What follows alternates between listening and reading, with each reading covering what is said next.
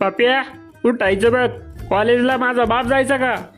अहो पप्पा, रविवारी आज रविवारचं माझ्या बापाने गेलतं का कॉलेजला? रविवार आहे आज?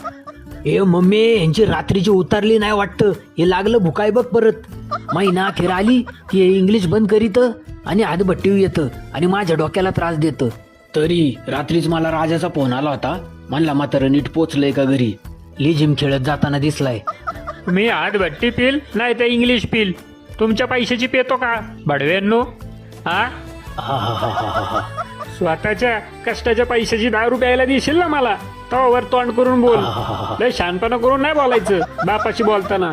काय बरं भुकायचं बंद करा की आता, नाहीतर लिव्हर फुटून मारसाल आणि गाव गोळा करसाल.